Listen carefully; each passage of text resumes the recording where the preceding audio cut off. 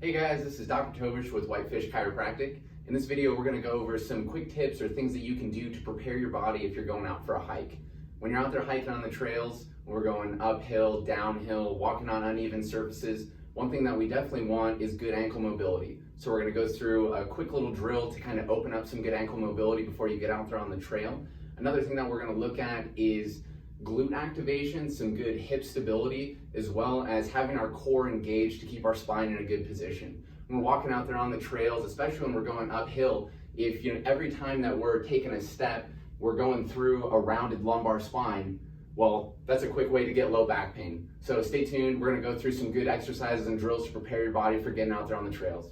All right guys, the first exercise we're gonna look at is to open up some good ankle mobility, and it's just gonna be a simple triplanar calf stretch. Like we said, when we're out there walking around on uneven surfaces, walking uphill, downhill, all these different positions for our ankle, we want to make sure that we don't have a bunch of stiffness in the calf that's restricting our ankle mobility.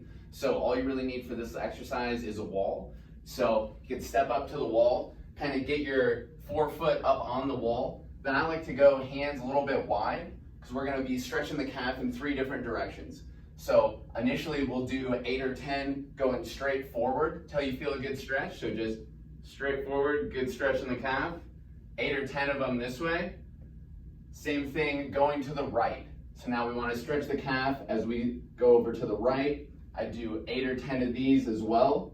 And then lastly, we're going to just go to the left. So same thing, just taking my body over to the left as we stretch the calf. 8 or 10 reps going this way also. All right guys, this next exercise is called a 90-90 get up. It's gonna be working on a couple different things at the same time. So one thing is gonna be, we're gonna be getting our glutes and hips active. Next thing is we'll be working on keeping the core engaged so we can keep our lumbar spine in a good position. So first to get into position, like we said, 90-90 right here.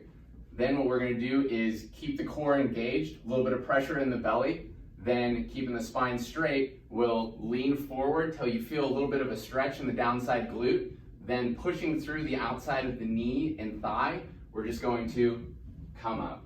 Next part is probably the most important. We're gonna be really slow and controlled as we come back down.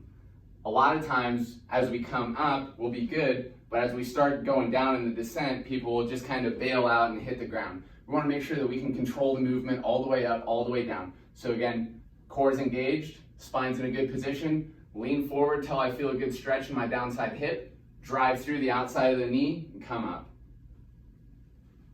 If that's a little bit challenging, you can use a ball or really just anything to put your hands on so you can use a little bit of assistance through the upper body. But here we go, same thing with the ball, just a little bit of assistance, leaning forward, drive through the outside of the knee as we come up.